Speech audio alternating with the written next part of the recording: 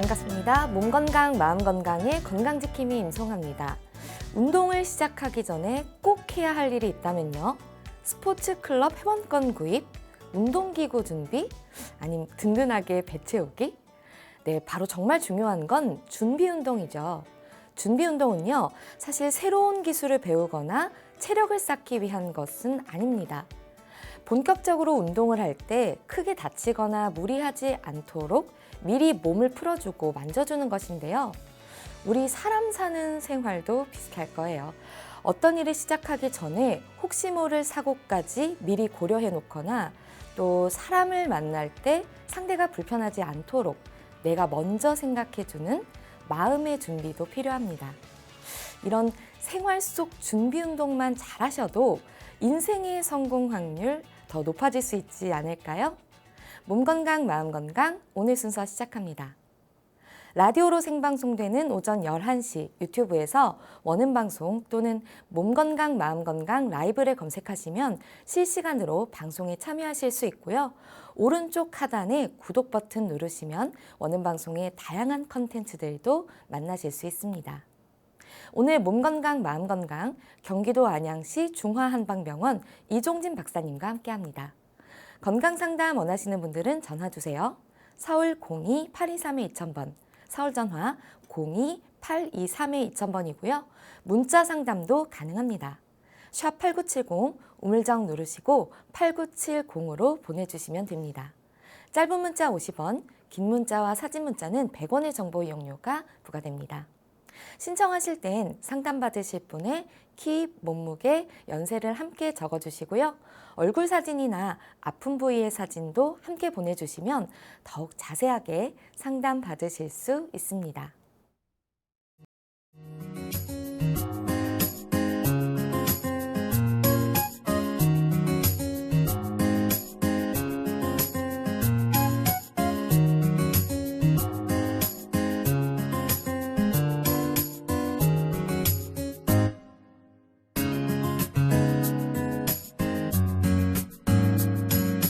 몸 건강, 마음 건강.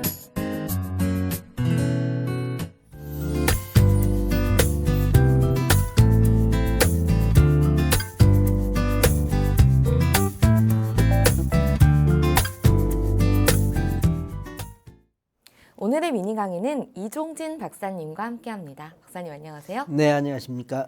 네, 박사님 오늘 주제가 섬유 근육통이라고 들었는데요. 이 섬유가 들어가는 근육통이라고 하니까 좀 생소하게 느껴지는데 어떤 질병인가요? 네, 그렇습니다. 이 섬유 근육통은 네.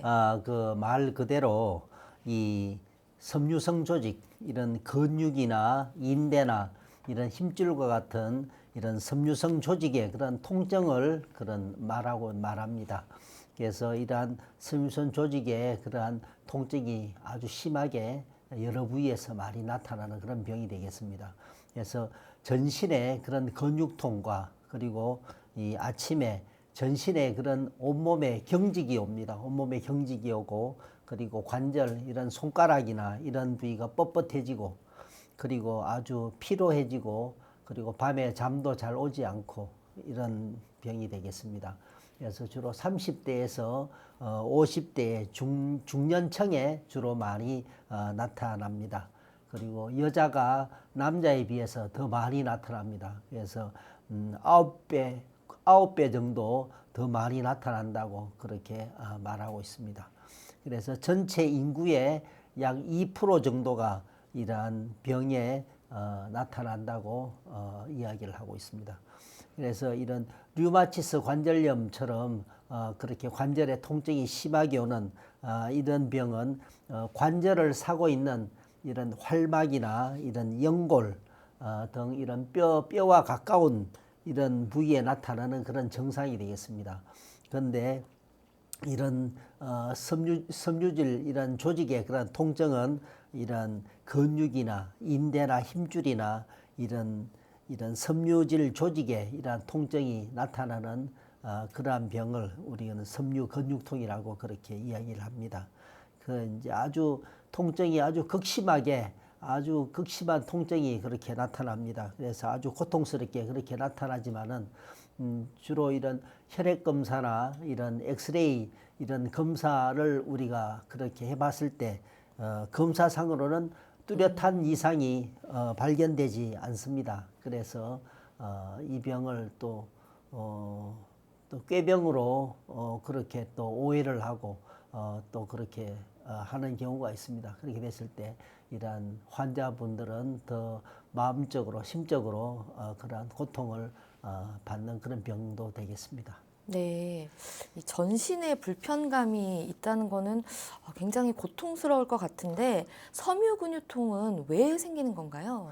예, 섬유근육통은 현재까지 아직까지 명확한 원인이 아직 밝혀지지 않고 있습니다. 그래서 지금 현재 이야기하고 있는 그러한 원인은 첫째는 정신적인 그리고 신체적인 어떠한 큰 그런 충격이 있었을 때 그게 나타나지 않는가 하는 그러한 이야기를 하고 있습니다. 그리고 두 번째는 우리 몸에 그런 호르몬의 그러한 변화가 있을 때, 그래서 부신 피질 호르몬이 잘 나오지 않을 때, 그래서 부신 피질 호르몬은 이런 스트레스에 반응하는 그런 호르몬입니다. 그래서 이래 스트레스에 반응하는 호르몬이 잘 나오지 않아서 잘 반응을 하지 않게 되면은 더 민감하게 스트레스에 반응을 하게 되겠습니다. 그래서 이러한 호르몬의 변화로 온다고 그렇게 이야기를 합니다. 그리고 셋째는 신경 전달 물질에 그런 변화가 있을 때,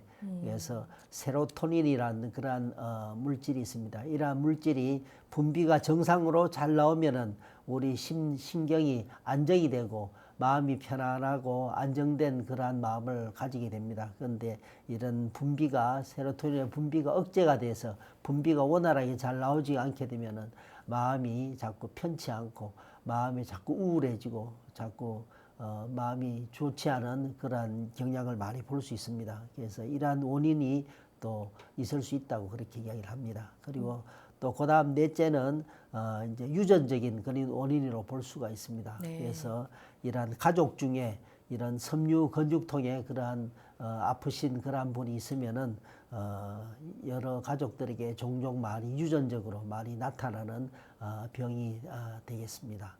그리고 다섯째는 이러한 스트레스로 인해서 아주 지속적이고 아주 계속적으로 반복되는 그런 스트레스를 계속 받았을 때 이러한 스트레스로 인해서 우리 몸에 영향을 많이 올 수 있습니다. 그리고 이러한 호르몬에 그런 또 영향을 줘서 또 우리 몸에 그러한 이러한 근육의 그런 변화를 올 수 있다고 그렇게 지금 현재 추정을 하고 있는 그런 상태입니다. 네.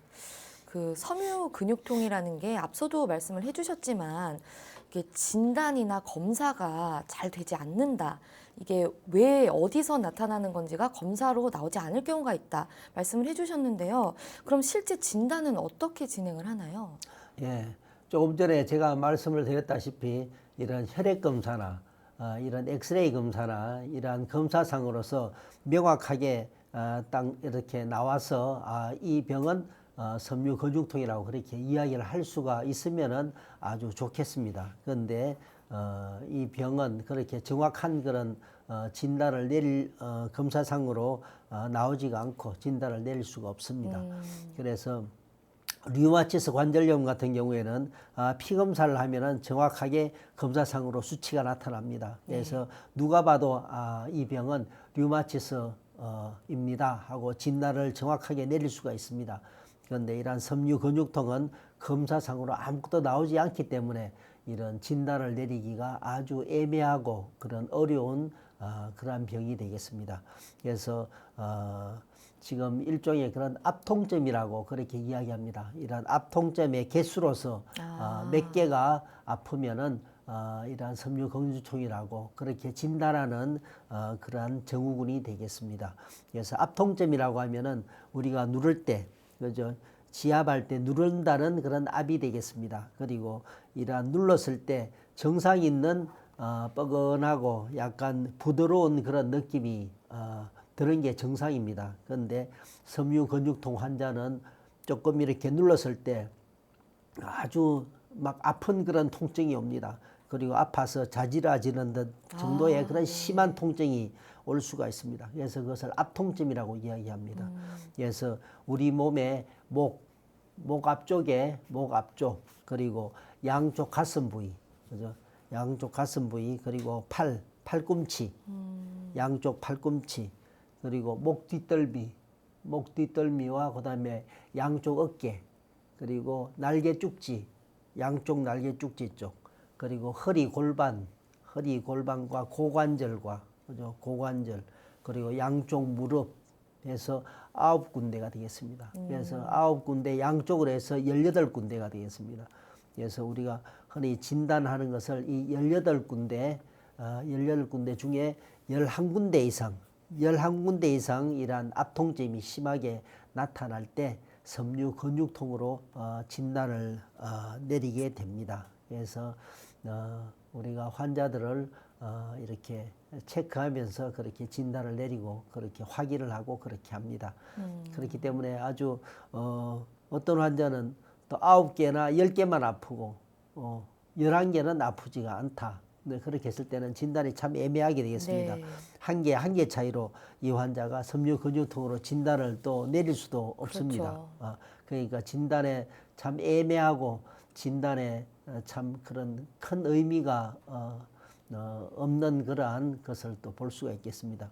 그래서 또 초기에는 섬유근육통 환자가 처음에 그렇게 아프고 통증이 심하게 올 때는 한꺼번에 그런 18군데가 11군데 이상 그런 통증이 나타나지 않습니다. 그래서 초기에는 한 부위나 두 부위나 이렇게 조금씩 그런 아픈 경우가 더 많이 나타납니다. 그래서 50견처럼 또 어깨만 심하게 아프고 어깨가 팔이 잘 올라가지도 않고 통증이 심해서 팔을 잘 돌릴 수도 없고 이런 분이 있을 수 있고 또 머리가 아프고 또 편두통이 심해서 또 막 견딜 수가 없이 양쪽 어깨가 아프고 또 이런 분도 계시고 네. 또 어떤 분은 귀에서 소리가 막 심하게 소리가 들려서 양쪽으로 막 이런 소리 때문에 그런 고통받는 분이 계십니다. 그래서 이런 분도 계시고 또 어떤 분은 또 이제 이런 목 디스크 증상이나 허리 디스크 증상으로 고생하시는 분도 계십니다. 그래서 이런 분들이 이제 점점 더 심해져서 나중에 섬유 근육통으로 이렇게 발전되시는 것을 저희가 많이 볼 수가 있습니다. 그래서 또 이런 정신과에서 아주 그런 신경이 아주 예민해지고 또 우울증이 심하고 밤에 잠도 깊이 자지 못하고 이런 신경적으로 많이 고통을 받고 계시는 그런 분들 중에서도 이러한 압통점이 우리가 확인을 해봤을 때 또 뭐 18군데가 다 이렇게 아프게 나타나시는 분도 계십니다. 네. 그래서 이러한 만성적으로 막 통증 때문에 그런 고통받는 그런 분도 많이 볼 수가 있습니다. 그렇기 때문에 이러한 진단이 참 애매하고 그런 확진을 내리기에 그러한 어려운 점이 있습니다. 그래서 이제 엑스레이나 이런 피검사나 검사상으로 정확하게 나타나지 않기 때문에 꾀병이라고 밖으로 볼 때는 뭐 특별하게 그런 게 없으니까 네. 그런 꾀병이라고 그렇게 오해를 받고 그렇게 하는 경우도 있습니다. 그렇지만은 요즘은 이런 특수 MRI 이런 촬영하는 그런 진단법이 있습니다. 그래서 펑셔널 MRI라고 이렇게 진단하는 방법이 있습니다. 그래서 이러한 진단 이 MRI를 촬영했을 때는 이게 과연 뇌 자체의 그런 변성이 이상한 부위가 그런 변성이 나타난 부위를 관찰을 할 수가 있습니다. 네. 그래서 그렇게 나타날 때는 이 병이 꾀병이 아니고 정말 뇌 자체에 그런 이상이 있어서 정말 진짜로 아픈 거구나 우리가 확실하게 그렇게 이야기를 할 수 있습니다. 그래서 펑셔널 MRI는 혈액 중에 이런 헤모글로빈이 있습니다. 이런 헤모글로빈의 산소의 소모량이 아주 많이 나타나는 그런 영역을 보여줍니다. 그래서 이런 그런 혈액에 이런 산소 소모량이 많다는 얘기는 그만큼 그 부위에 혈액 순환이 잘 안 되고 그 부위에 뭔가 문제가 있다는 것을 나타내게 됩니다. 그래서 그 부위에 지금 순환이 되지 않고 뇌 신경 섬유에 그 부위는 어떤 변성이 지금 있구나 하는 네. 것을 우리가 그걸 정확하게 알 수가 있습니다. 그래서 일반 MRI는 이제 그런 밀도를 관찰해서 해부학적인 구조의 변화를 보는 것이고, 요것은 그 부위 자체의 그런 신경 섬유의 변성까지 확실하게 나타나는 것을 볼 수 있기 때문에, 과연 꾀병이 아니고 뇌 자체에 정말 이상이 있는 그런 상태라는 것을 이제 우리가 확실하게 그렇게 볼 수가 있는, 그걸로 그렇게 또 확실하게 진단을 그렇게 하고 말씀을 드릴 수가 있겠습니다. 네. 그 섬유 근육통이라는 건 통증이 굉장히 강하다라고 말씀을 해주셨고, 또 압통점, 그러니까 통증으로 진단을 내린다 말씀을 해주셨는데요. 통증을 포함해서 다른 증상들도 있나요? 네, 그렇습니다. 그래서 이러한 섬유 근육통에 주로 나타나는 증상들은, 첫째는 아까 말씀드린 다시피 우리 몸 전체의 그런 근육의 18군데 그런 압통점을 진찰해서 그렇게 진단을 내린다고 이야기했습니다.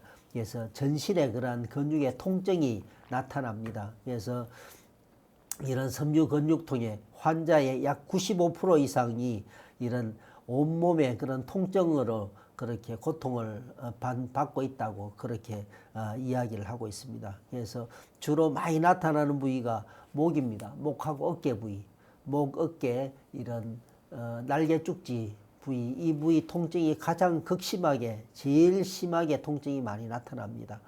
그리고 그 밖에는 아까 말씀드린 이런 허리 골반, 그리고 고관절 부위, 그리고 손 부위, 무릎, 그리고 또 발목이나 팔꿈치나 이런 팔목이나 이러한 부위에 그러한 통증도 호소하고 있습니다. 그리고 두 번째는 이런 전신의 경직이 옵니다. 전신의 경직이 오고, 또 아주 극심한 피로감이 오고, 그리고 또 밤에 잠을 자지 못하고, 통증이 심한데, 그죠? 네. 통증이 심하고 아주 피곤한데 잠까지 오지 않습니다. 그렇죠. 그러니까 얼마나 괴롭겠습니까? 네. 그래서 환자의 약 75%가 전신에 그런 경직이 오고, 그죠? 아주 극심한 피로감이 오고, 밤에 잠을 자지 못하는 그러한 수면 장애를 그렇게 이야기를 하고 있습니다. 그리고 세 번째 기타 증상으로는 이런 신경계 증상, 그래서 우울증이 아주 심하게 나타나고, 네. 자꾸 만성적인 통증으로 너무 괴롭다 보니까 아주 마음이 우울해지겠죠. 아주 우울하고 아주 절망감에 마음이 아주 안 좋게 됩니다. 그리고 신경이 아주 예민해지고, 또 집중력도 아주 그런 집중력에 그러한 장애도 올 수 있고, 그리고 이런 또 생각에 이런 사고에 그런 장애도 올 수 있고, 그래서 자꾸 깜빡깜빡하면서 이런 말할 때도 말이 잘 떠오르지 않는 그런 기억장애도 올 수 있고, 이러한 신경계 증상을 우리가 볼 수가 있습니다. 그리고 또 이런 손이나 팔이나 이 발이나 얼굴에 이런 감각이 약간 이상해지는 그러한 것을 볼 수가 있고, 또 자꾸 저립니다. 저린 감을 그렇게 이야기를 할 수가 있습니다. 그리고 이런 복부에 자꾸 이제 배가 아프고, 복부가 불쾌감이 자꾸 나타나고, 그리고 자꾸 변비나 설사가 자꾸 반복적으로 자꾸 나타나는 이런 복부의 그런 이상 증상을 우리가 또 볼 수가 있습니다. 그래서 주되게 아까 말씀드린 18군데의 그런 압통점 부위 중에서 11군데 이상 이러한 증상이 나타나면은 우리가 섬유 근육통으로 진단을 내린다고 말씀했습니다. 그래서 이러한 부위에 그러한 통증을 나타내는 것을 볼 수가 있고, 그리고 그 외에도 이런 머리가 많이 아프고 이런 편두통이 올 수가 있고, 그리고 귀에 아까 소리가 난다 그랬습니다. 그리고 목 디스크, 허리 디스크 증상도 나타나고, 그리고 여자분인 경우에는 이런 자궁에 그러한 이상 증상이 많이 나타납니다. 그래서 생리통이 아주 심하게 나타나고, 네. 그리고 자궁 근종과 자궁 내막염, 그 자궁의 그러한 염증도 그렇게 나타날 수가 있다 그랬습니다. 그래서 이러한 자궁 질환도 이런 전에 말씀드렸듯이 목과 아주 연관이 많다 그랬습니다. 그래서 목뼈가 1번, 2번, 3번, 이 자궁은 이런 허리뼈, 요추 3번, 4번 이런 부위가 다 자궁하고 밀접한 연관이 있습니다. 그래서 목, 어깨가 대표적으로 이 섬유근육통의 이런 대표적인 그런 압통을 많이 나타내고 그런 대표적인 증상이라고 그랬습니다. 그래서 목이 많이 안 좋으면은 이런 자궁에도 아주 심한 그런 신경의 순환 장애에 그런 영향을 주니까 자궁에 그러한 여러 가지 병도 나타날 수가 있을 겁니다. 그리고 담석증도 나타나는 것도 우리가 볼 수가 있습니다. 네. 그리고 아까 말씀드렸듯이 이런 신경 증상, 아주 우울증이 아주 심하고 절망감에 막 있고 밤에 잠도 자지 나오지 않고 그리고 만성 피로감이 있고 그리고 어깨가 아파서 팔을 잘 돌릴 수도 없고 그리고 또 연세가 드셔서 이런 갱년기에 여러 가지 그런 증상이 나타나기도 합니다. 그런데 그 중에서 가장 많이 나타나고 가장 힘들게 그렇게 말씀을 하는 게 중요한 게 이런 목과 어깨의 그런 통증이 되겠습니다. 그래서 목과 어깨의 통증이 심해서 잘 견디지도 못하고 아주 짜증나고 네. 괴로워하고 힘들고 밤에 잠들기도 힘들고 그런 문제를 많이 호소합니다. 그래서 이러한 목과 어깨 쪽에 문제가 생기면은 그 목뼈 7개라고 이야기했습니다. 경추 1, 2번에서부터 경추 7번까지 목뼈 7마디가 전부에 다 문제가 생깁니다. 그래서 목뼈에 문제가 생기면은 우리 몸 전체에 영향을 미치게 됩니다. 그래서 이런 섬유건조증 환자 중에 100명 중에 97명 이상이 목과 어깨가 안 좋은 것을 우리가 많이 볼 수가 있습니다. 그래서 그만큼 이러한 증상이 심하게 나타나는 것을 우리가 볼 수 있습니다. 그래서 심해지면은 이런 우울감이 아주 심해지고 그리고 자살 충동을 느끼고 그리고 아주 절망감에 그런 경우를 많이 봅니다. 그래서 너무나 아파서 이런 그런 기억력도 떨어지고 이런 그 말하려고 하는데 말도 잘 떠오르지가 않고 이런 그런 기억의 그런 장애 증상도 많이 볼 수가 있습니다. 네, 섬유 근육통의 증상들이 굉장히 다양한 것 같은데 그럼 치료는 어떤 식으로 진행이 되나요? 예.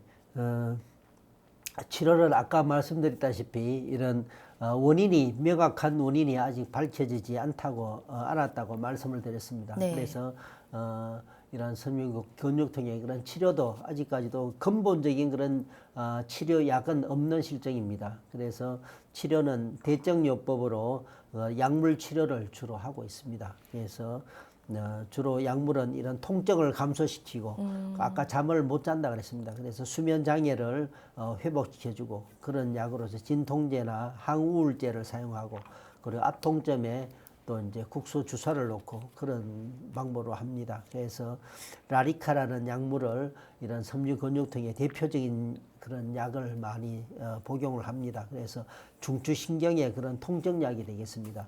그래서 이런 약을 복용하면은 이러한 통증이 많이 감소가 되고 많이 좋아지는 것을 봅니다. 그렇지만 계속 사용하면은 나중에 이 약도 잘 듣지 않게 됩니다. 그렇게 됐을 때는 진통 소염제를 또 계속 드시게 되고 네. 또 이 약을 먹다가 나중에는 또 이제 신경적으로 아주 또 이제 문제가 생기면은 이런 우울증 약이나 신경정신과 약이나 그리고 중추신경 억제제 같은 이러한 네. 약을 또 복용을 합니다.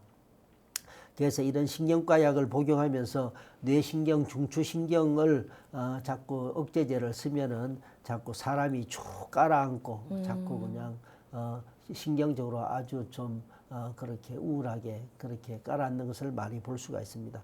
그래서 여기서도 이런 또 나중에 약이 잘 듣지 않으면은 나중에는 이런 진통제도 아주 심한 진통제, 마약성 그러한 진통제를 사용을 합니다. 네. 그래서 트라마돌이나 이런 마약성 진통으로 이런 항염과 이런 진통작용이 아주 강력한 그러한 약들을 사용을 합니다. 그래서 나중에 또 이 약도 잘 듣지 않습니다. 그렇게 됐을 때는 네. 나중에 수시로 응급실로 계속 수시로 들락날락 하는 것을 우리가 많이 볼 수가 있습니다. 그래서 그만큼 힘들고 어려운 병이 되겠습니다. 그리고 이러한 환자도 그래도 운동이 아주 꼭 필요합니다. 그래서 운동은 가장 중요한 게 네. 햇볕을 쬐는 게 중요하겠습니다. 햇볕을 쬐고 땅을 밟고 이렇게 운동을 하루에 30분씩 하는 운동이 그래도 꼭 필요하겠습니다. 그래서 지금 현재 치료는 현재 이러한 상태를 말씀을 드리겠습니다. 네, 말씀을 들어보니까 아직까지 원인도 정확히 밝혀지지 않았고 진통제를 통한 통증 억제 정도만을 하고 있는 것 같은데 근본적인 치료는 결국에 되지 않는 상황인 거네요. 네, 그렇습니다. 그래서 섬유근육통은 현재까지 또 명확한 원인이 밝혀지지 않았고, 그리고 치료도 아까 말씀드린 대로 그런 근본적인 치료보다는 이런 대증요법으로 이런 진통제나 진통소염제를 드시고, 그리고 신경정신과약이나 중추신경억제제를 복용하고, 그리고 나중에는 마약성 진통제까지 그렇게 드시는 그런 경우를 많이 봅니다.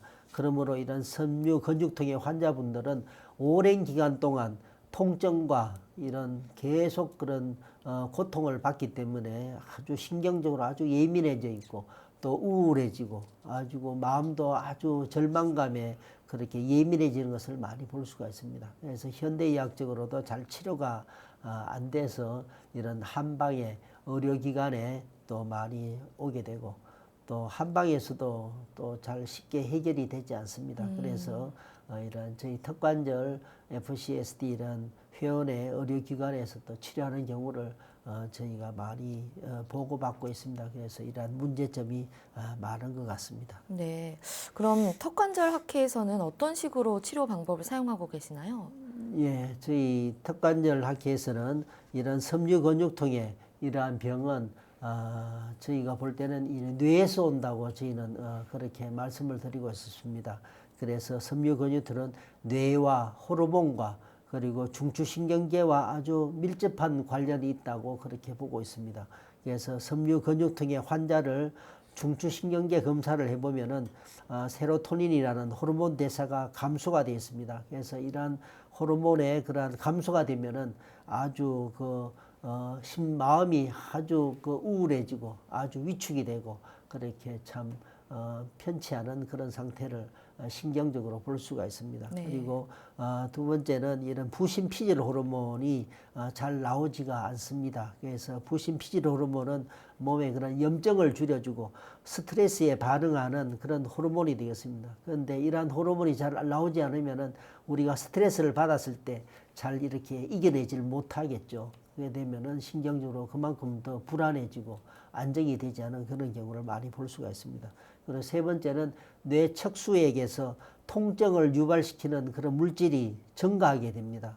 그 통증을 유발시키는 물질이 자꾸 증가되니까 그만큼 통증을 느끼는 감이 더 강해지겠죠. 네. 똑같은 그런 통증이라도 더 배로 통증을 느끼게 됩니다. 그래서 더 막 심하게 막 아파하고 통증을 느끼고, 그러니까 옆에서 볼 때는 저 사람이 꾀병인가 그렇게 생각을 합니다. 그렇지만 꾀병이 아니라 그 사람은 실제 아픈 겁니다. 왜냐하면은 아까 펑셔널 MRI에서 뇌 자체에 변성이 왔다 그랬습니다. 네. 뇌 자체에 변성이 왔기 때문에 뇌가 정상적인 뇌에서는 어느 정도 이렇게 뇌에서 조절의 기능이 있습니다. 그런데 뇌 자체가 변성이 왔으니까 뇌에서 자율적으로 자동적으로 조절을 할 수 있는 기능이 없어졌습니다. 네. 그러니까 오작동이 일어나겠죠. 그러니까 아프지 않은 상황에서도 아픈 감각을 느끼는 겁니다. 네. 그러니까 오작동이 일어나서 그런 거니까. 그런데 실제 환자는 아픈 겁니다. 그런데 실제는 아무 크게 그것도 없는 상황인데 환자는 아프다고 느끼는 거죠. 오작동으로 인해서 통증을 계속 반복적으로 막 느낍니다. 그래서 심할 때는 막 하루 종일 24시간 동안 통증을 막 호소합니다. 아프고 힘들고. 그러니까 얼마나 괴롭겠습니까? 네. 그런 상태가 되겠습니다. 그래서 이러한 펑셔널 MRI에서 뇌 상태를 관찰해 봤더니 정상인에 비해서 뇌의 그런 활성도가 아주 다르게 나타납니다. 그래서 뇌 상태가 정상인 상태하고 다르다는 것을 우리가 볼 수가 있습니다. 그래서 뇌가 섬유근육통의 환자분에게 영향을 미치고 있다는 것을 우리가 알 수가 있습니다. 그래서 만성적으로 계속 이런 아픈 통증을 느끼다 보면은 뇌에서 신경섬유들이 자꾸 이상하게 자꾸 변성이 됩니다. 이상이 변하게 됩니다. 그래서 막 변하게 돼 있으니까 아프지 않더라도 그 신경섬유는 아프다고 느끼게 됩니다. 오작동이 일어나서 아프지 않는데도 막 아픈 거 감각을 막 느낍니다. 그래서 그 통증을 기억하고 있고 그 기억대로 실제 아프지 않는데도 기억대로 통증을 막 내가 느끼는 겁니다. 네. 그래서 아프지 않은 상황에서도 머리에서는 계속 아프다고 그렇게 또 생각하고 실제 아프고 그리고 24시간 동안 하루 종일 통증을 느끼고 그러면 얼마나 힘들겠습니까? 네. 그래서 그만큼 힘든 병이 되겠습니다. 그래서 이런 섬유근육통은 뇌에서 오는 겁니다. 이런 근육이 아픈 게 근육이 단순하게 아픈 게 아니라 뇌에서 문제가 생겨서 뇌에서 오작동이 일어나서 온몸의 전신에 그런 통증을 나타내는 그런 문제가 심각한 병이 되겠습니다. 결국은 섬유근육통은 뇌를 치료해야 되는 그런 병이 되겠습니다. 그런데 뇌를 치료할 수 있는 그런 방법이 없습니다. 약만 복용하고 진통제만 먹고 이런 중추신경 약만 복용해서는 뇌가 잘 낫지가 않습니다. 그래서 네. 지금 그렇게 고통을 받고 잘 치료가 되지가 않습니다. 그런데 저희 턱관절 학회에서는 저희가 턱관절 FCSD 그런 치료를 통해서 저희는 뇌를 치료합니다. 그래서 뇌를 치료하기 때문에 환자들 많이 좋은 그런 치료 결과를 많이 볼 수가 있습니다. 그래서 이러한 턱관절 치료를 하게 되면은 뇌의 구조를 바로 잡아줍니다. 뇌가 틀어져 있는 구조를 반드시 바로 잡아주고 그래 되면은 뇌의 기능이 정상적으로 원활하게 기능이 좋아지게 됩니다. 그래 되면은 뇌신경이 편안하게 뇌신경이 안정을 시켜줄 수가 있습니다. 그렇게 되기 때문에 약을 먹어도 잘 낫지 않고 잘 듣지 않는 그런 섬유근육통의 환자들이 저희가 턱관절 치료해 주면은 뇌신경이 편안하게 이렇게 해주니까 점점 좋아지는 경우를 저희가 많이 볼 수가 있습니다. 그리고 이러한 턱관절 치료하면서 저희가 또 한약을 복용합니다. 네. 그래서 이러한 뇌신경 섭리에 아까 변성이 왔다 그랬습니다. 변성이 오면은 그 부위에 순환이 안 되겠죠. 그래서 그 부위에 순환이 안 되면 그 부위 자꾸 막힙니다. 네. 그 부위가 막히고 그리고 어떤 이물질이 자꾸 그 부위가 많이 생기게 됩니다. 그래서 한의학에서는 그것을 담음이라고 이야기합니다. 그래서 신경섬유의 변성으로서 일어나 있는 그런 담음 상태를 제거시키고 이렇게 순환을 잘 되게 해주는 그런 한약이 꼭 필요합니다. 그래서 한약을 써서 뇌 혈액 순환과 뇌 신경을 잘 순환될 수 있도록 편안해질 수 있도록 그렇게 회복시키면은 이런 아주 극심한 그런 섬유근육통의 환자들도 점점 조금씩 이런 호전이 되고 좋아지게 되는 경우를 저희가 많이 볼 수가 있습니다. 네, 오늘 섬유 근육통에 대해서 알아봤는데요. 이게 사실 통증도 심하고 또 그런데 정확한 진단과 또 치료 방법이 없다 보니까 많은 분들이 더 궁금해하실 것 같아서 다음 시간에 치료 사례와 함께 치료 방법들에 대해서 더 자세하게 알아보도록 하겠습니다. 박사님 좋은 말씀 감사합니다. 네, 감사합니다. 네, 미니 강의 오늘은 이종진 박사님께서 섬유 근육통에 대해 자세히 강의해 주셨습니다. 미니 강의 함께 하시면서 궁금한 점 있거나 오늘 강의 주제와 연관이 없더라도 평소에 건강 상담 받아보고 싶었던 분들 전화 주세요. 본인 증상은 물론 가족이나 지인의 증상으로도 상담 가능합니다. 서울 전화 02-8232-2000번으로 전화 주시면 되는데요. 몸건강 마음건강이 라디오로 생방송되는 평일 오전 11시부터 정오 사이에 전화 열어두고 있습니다. 문자로도 상담 신청 받고 있는데요. 문자 참여는 샵8970 우물정 8970입니다. 짧은 문자 50원, 긴 문자 사진 문자는 100원의 정보 이용료가 부과됩니다. 건강한 행복을 만나는 시간, 여러분은 지금 WBS 원음 방송 건강상담 프로그램 몸건강 마음건강 함께하고 계십니다.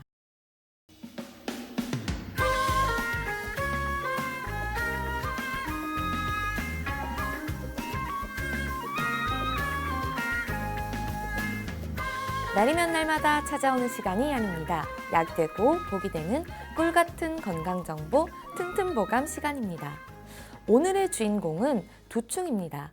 두충은 건강에 어떤 도움을 주는지 박사님께 여쭤볼게요. 박사님, 두충이 어떤 효능을 가지고 있나요? 네, 그렇습니다. 이런 두충은 두충과에 속합니다. 두충과에 속하는 이런 두충나무가 되겠습니다. 네. 두충나무의 그런 숲이란 것은 나무 껍질의 그런 나무 속껍질이 되겠습니다. 이런 나무 속껍질을 건조해서 저희가 약재로 쓰고 있습니다. 그래서 10년 이상 된 이런 두충나무의 이런 그래 되면은 아주 숲이 다 두껍겠죠, 그죠? 네. 이런 숲이가 두꺼운 숲이를 잘라서 건조해서 그렇게 씁니다. 그래서 이런 두터운 그런 숲이는 이런 또 수분과 영양이 또 이 많습니다. 그래서 수분과 영양이 특히 많이 오르기 시작하는 4월과 5월경에 채취를 합니다. 그래 채취해서 그렇게 사용을 합니다. 그래서 10년 이상 된 큰 나무에 이런 숲이 나무 속껍질의 내면에는 이런 백사라 그럽니다. 하얀 실, 네. 하얀 실처럼 이런 그런 실처럼 돼 있는 이런 부분이 많은 것이 아주 좋은 상품이 되겠습니다. 네. 그래서 그래서 이걸 그냥 쓰면은 약 성분이 잘 우러나지 않습니다. 그래서 이 두충은 항상 볶아서 씁니다. 약간 불에서 약간 볶으면은 이런 하얀 실이 약간 없어질 정도로 약간 볶게 됩니다. 그런데 이런 하얀 실이 그대로 있는 상태에서 약을 이런 복용하게 되면은 성분이 잘 우러나지가 않습니다. 그래서 항상 볶아서 약간 하얀 실이 없어질 정도로 약간 볶아주면은 약 성분이 잘 우러난다고 합니다. 네. 그렇게 해서 주로 약을 그렇게 사용을 합니다. 그래서 이런 두충은 맛은 약간 단맛이 납니다. 단맛이 나고 그리고 따뜻한 약입니다. 따뜻하고 독은 없고 독이 없고 그리고 간이나 신장 쪽으로 그런 약 효과를 나타내는 그런 약이 되겠습니다. 네. 그래서 옛날부터 이런 두충은 간과 이런 신장 기능을 콩팥 기능을 보호하는 그런 약재로 그렇게 사용됩니다. 그래서 간이 주관하는 근육을 보호하고 그런 에너지와 관련된 콩팥의 기능을 강화하기 때문에 피로 해소에도 아주 좋은 효과를 우리가 볼 수가 있습니다. 그래서 본초 강목에서도 두충은 근육과 뼈를 튼튼하게 한답니다. 그래서 오랫동안 복용을 하면은 몸이 가벼워지고 노화를 막는다고 그렇게 말하고 있습니다. 그래서 두충은 허리나 무릎이 자주 아픈 사람에게 좋은 그런 약이 되겠습니다. 그리고 근육과 뼈를 튼튼하게 해주고 그리고 통증을 진정을 시켜주기 때문에 뻣뻣해진 근육이나 그리고 관절을 이완시키는 데도 아주 좋은 효과를 보입니다. 그리고 근육통이나 관절 통증과 관절염 개선에도 아주 좋은 그런 도움을 주고 있습니다. 그리고 두충은 또 아까 따뜻한 그런 성질이 있다 그랬습니다. 그래서 몸속에 이런 습하고 찬 기운을 없애주기 때문에 이런 관절염의 경우에는 이런 온도나 습도의 영향을 많이 받습니다. 그래서 비가 올 때가 되면은 관절염 부위가 자꾸 막 욱신욱신 쑤신다고 그렇게 이야기를 합니다. 그래서 이러한 경우에도 두충이 아주 많은 도움을 줄 수가 있습니다. 그리고 또 아까 이런 두충이 또 찬기운을 몰아냅니다. 그래서 따뜻한 성질로 찬기운을 몰아내기 때문에 여성들의 그런 냉정을 그런 개선해 주는데도 아주 좋은 효과를 볼 수가 있습니다. 그리고 방광이나 근육의 수축력을 높여주어서 요실금이나 이런 잔뇨감에도 아주 좋은 효과를 볼 수가 있습니다. 네. 그렇지만은 이러한 두충이 또 이런 성질이 약고 따뜻한 그런 성질이 있으니까 몸에 너무 열이 많든지 또 몸이 아주 계속 건조하고 이러한 사람은 좀 피하는 게 좋겠습니다. 그리고 감기로 인해서 또 열이 아주 심하게 열이 막 오르는 사람도 좀 피하는 게 좋겠습니다.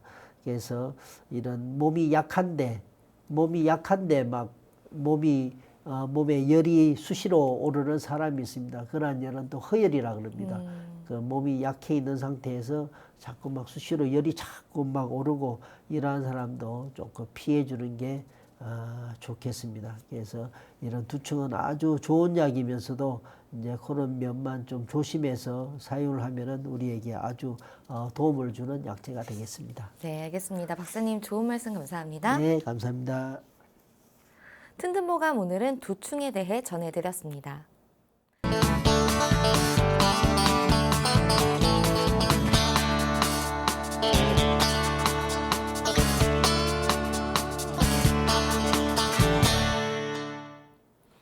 그럼 오늘의 건강상담 시작해 볼 텐데요. 건강상담은 체질이나 상황에 따라 개인차가 있을 수 있다는 점 미리 말씀드립니다.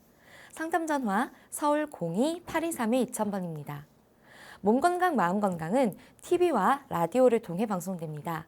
원음방송TV는 스카이라이프 채널 187번, KT 올레TV 239번, SKBTV 309번, LGU 플러스 278번, 딜라이브 239번, CJ헬로 238번, 현대 HCN 549번, 제주 KCTV 375번, 금강방송 796번, 모바일 에브리온 TV는 채널 100번이고요. 라디오는 서울 경기 FM 89.7, 부산 경남 104.9, 대구 경북 98.3, 광주 전남 107.9, 전북 충남 지역은 97.9MHz입니다. 원음방송은 스마트폰으로도 만나실 수 있는데요. 플레이스토어나 앱스토어에서 원음방송 검색하시면 무료로 다운받으실 수 있습니다. 오늘은 이종진 박사님께서 친절한 상담 해드립니다. 자, 그럼 첫 번째 전화 받아보겠습니다. 여보세요? 여보세요? 네, 반갑습니다. 네. 네, 본인 상담이신가요? 네. 네, 키와 몸무게 그리고 연세가 어떻게 되십니까? 키는 148, 네, 몸무게는 40, 나이는 63이요. 네. 지금 제 앞에 이종진 박사님 나와 계십니다. 편하게 상담 받아보세요. 네, 안녕하십니까? 네, 안녕하세요. 네, 반갑습니다. 어디가 네. 불편하십니까? 기관지의 확장증 때문에 예, 여쭙고 싶은데요. 예, 예. 기관지의 확장증은 이렇게 이제 뭐 병원에서도 나을 수 없고 지금 계속 이런 혈압같이 죽을 때까지 뭐 갖고 가야 된다 그런 말씀을 하시더라고요. 예, 예. 그래서 이거 기관지 확장증을 나을 수 없는지 예, 예. 계속 이거를 약을 지금 하나씩 먹고 있거든요. 하루에 두 알씩 아침 저녁으로 예, 예. 하나 해서 두 알 먹고 있는데 그거는 뭐 이렇게 제가 이 약은 어떤 약이냐고 물어보니까 가래를 뱉어주는 역할을 한다고 하더라고요. 예. 그래서 요즘에는 이렇게 미세먼지 때문에도 항상 밖에 나가면은 마스크를 하고 가야 되고 요즘에 또 바람이 불어서 그런지 코도 좀 마른 것 같기도 하고 예. 몸이 이렇게만 건조해가지고 예. 또 이렇게 날씨가 저기에서 그런지 어지럼증도 좀 있는 것 같고 그래서 기관지 확장증 때문에 그러는 것인지 예, 예. 이렇게 또 머리만 감아도 겨울에는 이렇게 금방 감기 기운이 있으니까 머리 감기도 막 힘들고 예, 그렇습니다. 바람이 이렇게 싫어서 저녁에는 마스크도 좀 하고 자고 그러거든요. 예, 예, 그렇죠. 그래서 그것에 대해서 좀 예, 예. 알고 싶어요. 얼마나 힘드십니까? 기관지 확장증은 기관지가 그만큼 지금 나빠졌다는 얘기입니다. 그죠? 기관지는 기관지도 정상으로 이렇게 기관지가 움직여야 되거든요. 네. 정상적으로 아주 고무가 정상적으로 금방 고무가 우리가 그 구입했을 때는 고무가 탄력이 좋죠. 네네. 고무가 탄력이 신축성이 있고 탄력이 좋고 또 구부렸다 펴졌다가 마음대로 고무가 탄력이 좋은데 이게 자꾸 오래되고 고무를 오래 쓰면은 고무가 자꾸 삭죠, 그죠? 고무가 자꾸 삭게 되면은 고무가 자꾸 그냥 제대로 구부러지도 않고 자꾸 그냥 막 흘고 심하면 막 좀 막 낡아서 좀 그렇죠, 그죠? 그러니까 기관지 상태가 이제 고무의 그런 상태가 되겠습니다. 고무가 건강한 고무는 아주 탄력이 좋고 이런 좋은데 고무가 오래돼서 자꾸 탄력이 떨어지고 막 고무가 제대로 이런 탄력도 없고 이런 상태가 기관지 확장증이 되겠습니다. 그만큼 기관지가 나빠져 있다는 얘기거든요. 그러니까 나빠진 상태에서 양약은 기관지 자체에 나빠지면은 아무래도 이제 제대로 기능을 못 하니까 염증도 자주 생기게 되고 그래 되면은 가래나 뭐 자꾸 이런 안 좋은 이물질이 자동으로 많이 생길 수밖에 없잖아요. 그죠? 그러니까 그런 거를 가래를 뱉어낼 수 있도록 하고 그리고 속에 있는 그런 염증을 치료하도록 그런 염증약을 주는 거고 주로 그런 약이지 기관지 나빠진 것을 좋게 해주는 그런 약은 지금 양약은 없습니다. 그래서 네. 나빠진 거를 좋게 해줄 수 있는 방법은 없거든요. 그러니까 아. 뭐 단순하게 그런 가래 삭히는 약을 쓰는 거고 또 염증을 치료하는 약을 쓰고 그게 심해졌을 때는 또 항생제를 쓰고 그런 상태로 그냥 계속 그냥 그렇게 끌고 가는 겁니다. 그래서 그런 치료가 없다는 게 그런 약이 없으니까 치료가 없는 겁니다. 그런데 이런 한약으로는 그런 약들이 있습니다. 한약에는 기관지 자체를 이렇게 도와주고 또 이렇게 이런 기관지를 좋게 해주고 이런 약들이 있거든요. 한약으로는. 그러니까 그런 경우에는 한약을 이런 기관지에 나빠지는 기능을 좋게 해주는 그런 한약을 드시면은 또 그런 좋은 방법이 있겠습니다. 그래서 가까운 한의원이나 또 이제 그런 데 가셔가지고 기관지에 좋은 약재로 그렇게 한약을 좀 꾸준하게 드시면은 아주 좋습니다. 그래서 저희한테 오는 환자도 기관지 확장 등으로 지금 10년째 계속 와서 저희한테 계속 약 먹고 그렇게 치료하는 환자가 있습니다. 그런데 일상생활에도 크게 지장도 없고 감기도 잘 걸리지도 않고 아주 그래 계속 지금 좋게 그렇게 지내는 분도 계시니까 그렇게 관리를 하는 게 좋겠습니다. 그리고 집에서 간단하게 해 드실 수 있는 것은 배가 저 호도가 호두. 좋거든요. 호두를 꿀에 함께 개어 가지고 같이 꾸준하게 먹으면 또 그런 좋은 효과를 볼 수가 그래서 이렇게 있습니다. 비율 같은 것은 없고 그냥만 그저 호두에다가 꿀만 개어서 먹으면 돼요. 예. 호두를 꿀에 함께 개어 가지고 그렇게 꾸준하게 드세요. 그래 몇 알 드셔도 정도나 뭐 하루에 좀 먹으면 적정량일까요? 그건 뭐 조금 많이 드셔도 상관은 없고 하루에 뭐 한 세 개, 한 5개 정도 꿀에 함께 개어서 그렇게 꾸준하게 드시면은 간단하게 집에서 할 수 있는 그런 방법이 되겠습니다. 그래서 이제 호두나 또 은행도 같이 넣어서 그렇게 해도 좋고 호두랑 은행. 호두나 은행 꿀에 재워 놓고 매일 꾸준하게 같이 그렇게 호두나 은행 같이 합해서는 안 되고 따로따로 해야 돼요.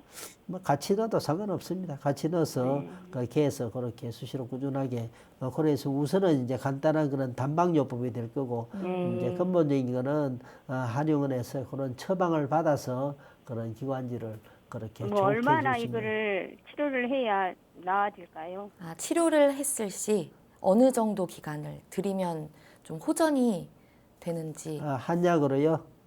예. 이제 그런 저희가 이제 한약을 쓰고 또 이제 기관지비 치료도 하고 보통 그렇게 하고 있습니다. 그래서 이제 이거는 뭐 근본적으로 그렇게 치료할 수 있는 그게 아니라 계속 꾸준하게 그렇게 이제 그렇게 좋은 상태로 감기가 안 걸리고 할 수 있도록 그렇게 끌고 가는 게 아주 중요합니다. 그래서 한약을 꾸준하게 보통 3개월, 최소한 6개월 정도 우리가 복용하도록 그렇게 이야기합니다. 그렇게 해주면은 계속 그런 상태에서 유지할 수 있도록 보통 그렇게 합니다. 하고 있습니다. 그렇게 해주면은 아주 좋습니다. 그렇게 해주고. 근데 예. 이렇게 이렇게 제가 간염 보균자거든요. 그래서 이 한약 같은 것은 간에 적이니까 함부로 먹지 말라고 의사 그러세요. 선생님이 하더라고요. 그래서 간염 또 복균자면 아무래도 좀 조심을 좀 하셔야 되겠습니다. 그래서 이제 간에 무리가 주지 않는 그런 한약도 많이 있습니다. 그러니까 그런 그래요? 약을 잘 선별해서 또 약을 또 그렇게 해서 또 사용하면은 또 좋은 방법이 되겠습니다. 네, 선생님 네. 네네네 말씀하세요. 감사합니다. 네, 감사합니다. 뭐 간이 조금 안 좋으신 분들이 한약을 피해야 된다 뭐 이런 말씀 하시는데 예.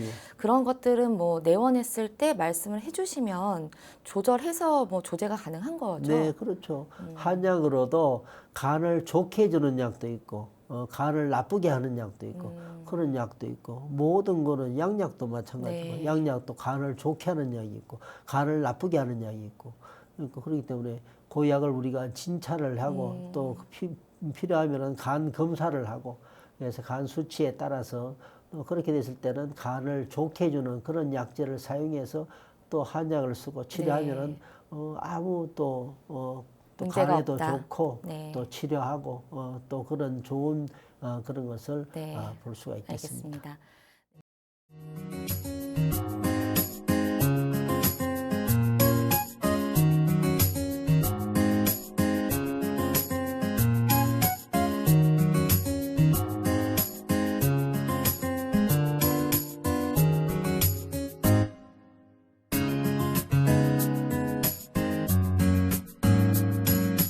몸 건강, 마음 건강. 몸 건강, 마음 건강. 오늘은 이종진 박사님과 함께했습니다. 박사님 오늘도 좋은 말씀 감사합니다. 네, 감사합니다. 네, 다음 시간엔 한의사 박경숙 원장님과 함께할게요. 오늘도 건강한 하루 보내세요.